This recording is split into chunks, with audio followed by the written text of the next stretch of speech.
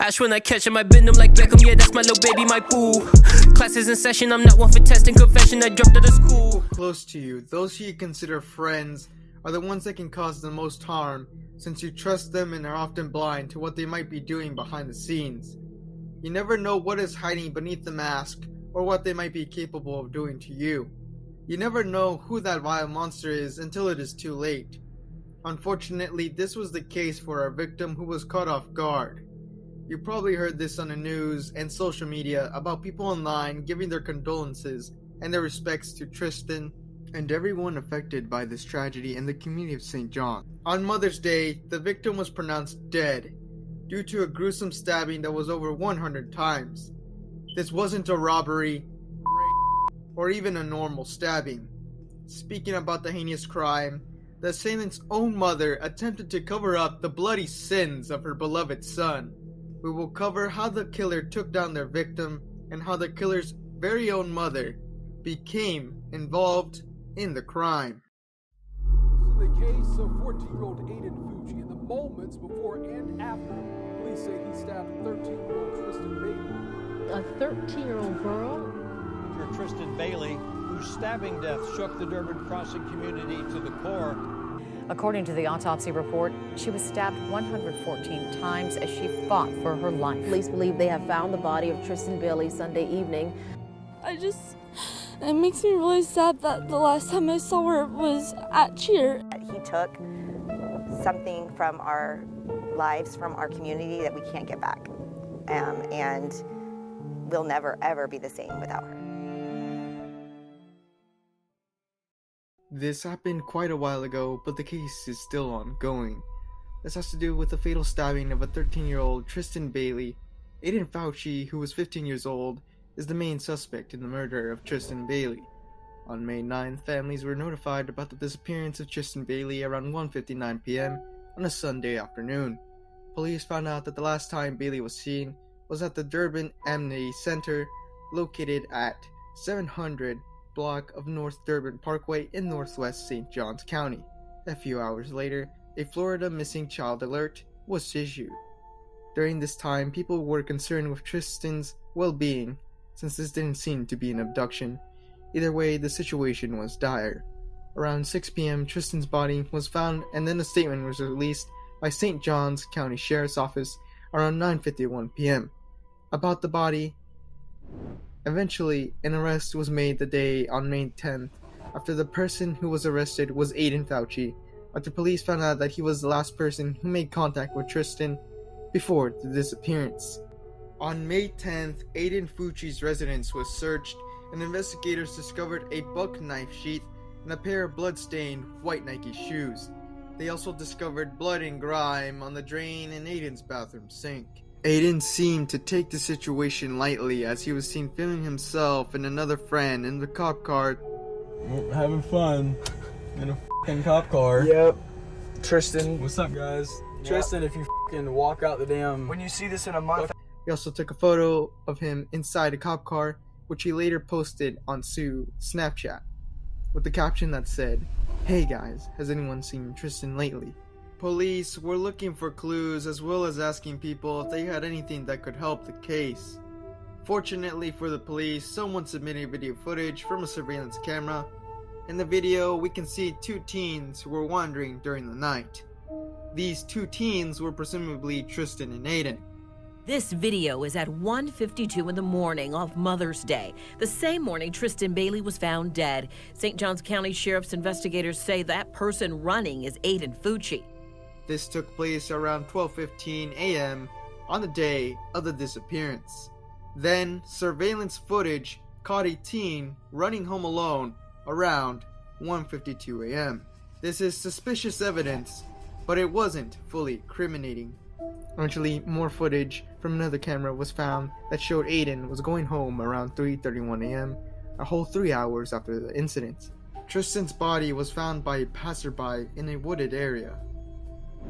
Aiden appeared in a Volsia County Regional Detention Center the day after, on May 11th. The defense lawyer for Aiden filed to withdraw from the case. In addition to that, the judge grants the parents of the 14-year-old suspect's indigent request. and the suspect will be represented by the Public Defender's Office, led by St. Augustine Attorney General Joshua Mosley. Aiden was charged with second-degree murder, and he was put in a holding cell in a juvenile detention center. The state attorney were contemplating whether they should charge him as an adult. On May 27th, it was decided by the state attorney's office that it made the decision to charge Aiden as an adult with first-degree premeditated murder. Aiden cannot get the death penalty because he is a minor, of course. The maximum sentence he can get is life in prison. On June 3rd, Aiden pleaded not guilty to the murder of Tristyn Bailey. 2 days later, Aiden's mother, Crystal Smith, turned herself into the police on June 5th because she was being charged with tampering of evidence, which is of course a felony since this involves the tampering of crucial evidence that could convict Aiden with murder. Crystal Smith walking into an upstairs bathroom, and that is where the state's attorney says Smith is seen cleaning her son's bloody jeans. When officers went into the home, they found a pair of wet jeans in Fucci's bedroom, and as we reported earlier this summer, the jeans and a drain in a bathroom tested positive for blood. Aidens Phone, as well as a person identified as TB, were subpoenaed. His information is private, presumably because he is a minor, of course.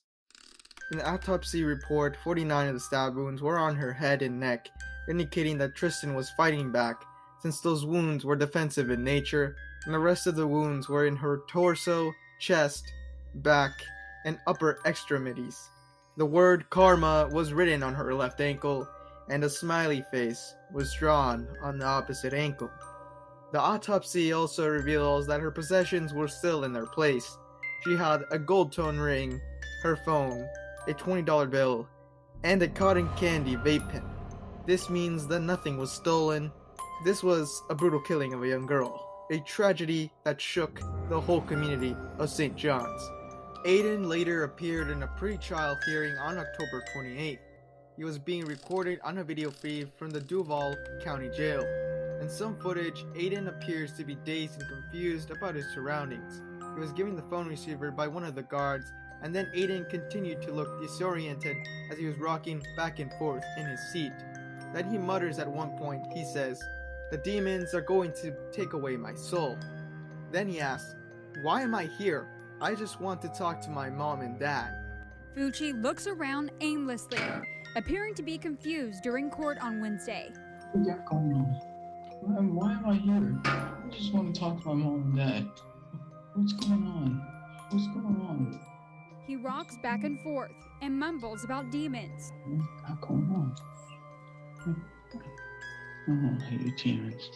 I don't let you demons take my soul. You demons will take my soul away. I don't let you demons do it.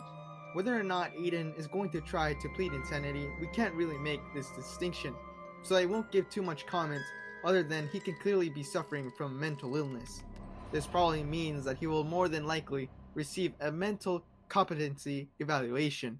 Investigators found a notebook containing Santanic Drawings, and both his girlfriend and his friends commented that Aiden had exhibited strange behavior, such as talking about voices in his head and a desire to kill someone. Aiden Fucci told several people that he planned to kill someone and no one reported it. I spoke with a friend. That is that violent. It certainly indicates that there's lots of rage. According to this affidavit, in the last several weeks, Fucci told a friend he was going to kill someone and to expect it to happen within the month. A witness told detectives if he was going to kill someone, it was going to be planned. He would find a random person walking at night, drag them into the woods, and stab them. Dr. D'Orenzo says this is a red flag that shouldn't have been ignored. Now, let's talk about Aiden's mom, Crystal Smith. She had her hearing on the same day. She was not in police custody since she paid for a $250,000 bail on the day she was arrested. Currently, the trial is still ongoing, but one thing is certain. The pain that Aiden caused won't be easy to get over since he did the unthinkable when he took the life of a young girl. As of now, we just have to wait and see what will come from this. Aiden won't be leaving jail anytime soon. This is a side note, but it is very infuriating to see that people are making fun of the situation. I know dark humor is a thing, but this isn't dark humor. Trolls on social media have been posting things such as #FreeAiden or other dumb posts mocking Tristyn's passing. Comments like these are very hurtful to those who were affected. If you are posting stupid stuff like this, I advise you to stop, as that type of behavior is not tolerated. What Aiden did was unacceptable, and people should not be taking this lightly, especially for those who sent death threats to the family of Tristyn. Also, trolling was taken so far when a few teens decided to taunt the family on their troll accounts, which is to be expected with today's kids and age. One poor soul that was affected was Levi Whithouse, who is a 15-year-old kid who lives in Tennessee. What they claim to be the murder weapon. Did you know about this case before people reached out to you? I had no clue. We tracked down 15-year-old Levi Whitehouse, who lives outside Nashville, Tennessee. He says these internet bullies have used his pictures and identity, claiming he's involved in her murder. Would you ever mock somebody for this crime? No. Did you even know about the crime, son? No. Yeah. Till I woke up, seen him posted. He has nothing to do with the case, but he received a lot of harassment and death threats because somebody thought it was funny to pose as him. People were harassing him even though the boy has never been to Florida, and it is not involved with the murder in any way whatsoever. Social media is all over the place. People do stupid shit for clout and attention. Even if it is morally wrong, people will do whatever to get attention. Captain, I'll be snapping like a bitch. I want pennies for my thoughts until I'm motherfucking